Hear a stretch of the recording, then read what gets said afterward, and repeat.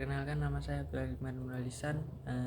Saya dari jurusan Ilmu Keolahragaan, Fakultas Ilmu Keolahragaan, dan mengambil peminatan sport event. Ini saya akan menjelaskan sedikit mengenai olahraga tenis.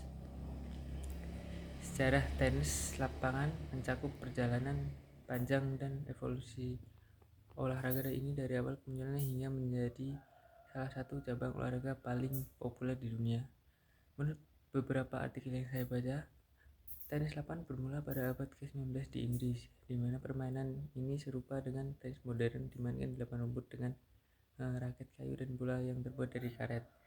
Seiring jalannya waktu, olahraga ini menyebar ke berbagai negara dan mengalami perubahan aturan serta peralatan. Pada akhir abad ke-19, tenis lapangan menjadi terorganisir dengan pembentukan asosiasi dan turnamen, termasuk turnamen Grand Slam yang terkenal seperti Wimbledon, US Open, French Open, dan Australia Open. Perkembangan teknologi membawa inovasi dalam peralatan, menggantikan raket kayu dengan raket modern dan bola yang semakin berkualitas. Tenis lapangan kini menjadi olahraga global yang menarik jutaan penggemar yang berserta mencakup atlet papan atas dari belahan dunia. Teknik dasar dalam tenis lapangan adalah kumpulan keterampilan yang diperlukan untuk bermain tenis dengan baik.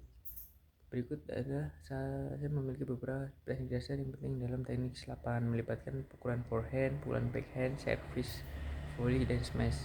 Beberapa di antara adalah pegangan umum, termasuk Eastern grip, Western grip, dan Continental grip.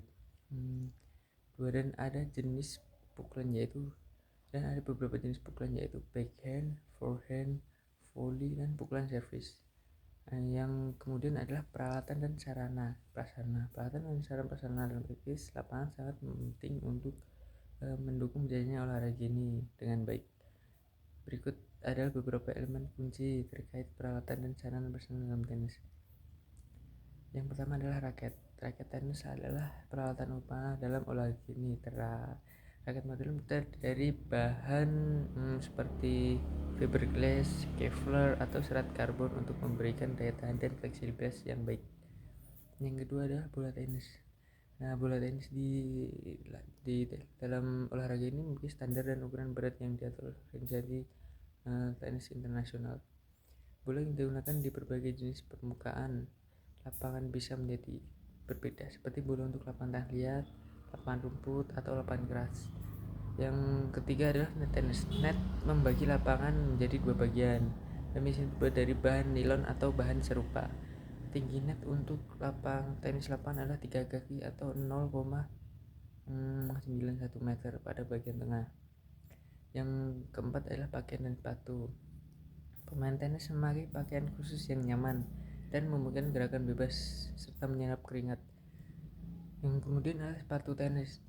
Sepatu tenis adalah sepatu yang digunakan dari bahan sol khusus untuk berbagai jenis permukaan lapangan yang diperlukan.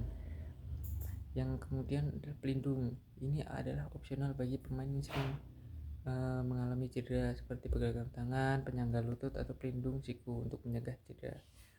Kemudian adalah sarana prasarana lapangan tenis. Lapangan tenis memiliki ukuran standar yang ditetapkan oleh organisasi tenis. Lapangan terdiri dari area permainan, garis servis, dan area servis. Kemudian net post, tiang net, sistem pendukungnya net di tengah lapangan.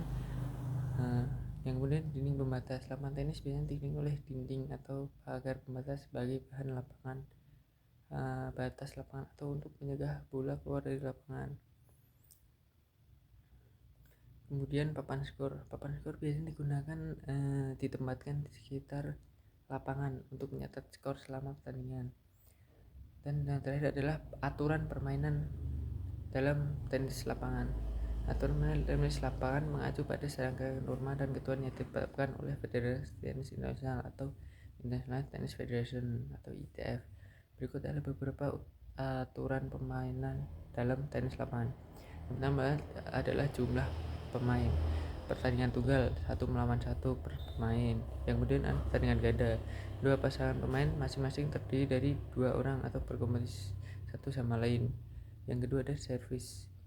Pemain harus melempar dan memukul di udara sebelum menyentuh tanah. Kemudian ada servis harus dilakukan di dalam kotak servis yang berada di sisi yang sama dengan pemain yang melakukan servis.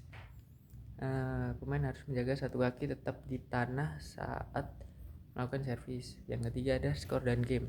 Skor dimulai dari love atau 0, kemudian 15, 30, 40 dan game.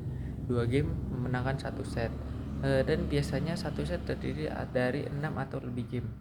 Jika pemain atau pasangan mencapai skor 40, maka disebut juice. Dan pemain pasangan harus unggul 2 poin berturut-turut untuk memenangkan game. Yang keempat, set. Sebuah pertandingan tenis terdiri dari satu atau lebih set. Untuk memenangkan set, seorang pemain atau pasangan harus mencapai 6 game dengan selisih minimal 2 game. Jika kedua pemain dapat mencapai skor 6-6, tie break mungkin digunakan untuk menentukan pemenang set. Yang kelima adalah pertandingan. Pemenang pertandingan adalah pemain yang pasangan yang pertama mencapai jumlah set dan ditentukan dalam turnamen besar seperti Grand Slam, Wimbledon dan lain. Pemain harus memenangkan 3 set untuk memenangkan pertandingan tunggal putra atau putri, dan 2 set dari 3 untuk pertandingan ganda atau ganda campuran. Yang keenam adalah net. Jika bola servis menyentuh net tapi masuk ke dalam kotak servis, maka diperbolehkan melakukan servis ulang atau let. Yang tujuh adalah perilaku pemain. Pemain diharapkan bermain dengan etika dan menghormati lawan, wasit, dan penonton. Pelanggaran perilaku seperti umpatan atau tindakan tidak sportif juga dapat mengakibatkan pengurangan poin atau bahkan dapat didiskualifikasi. Cukup sekian. Berikut adalah uraian beberapa dari olahraga tenis. Menurut saya selamat pagi. Assalamualaikum warahmatullahi wabarakatuh.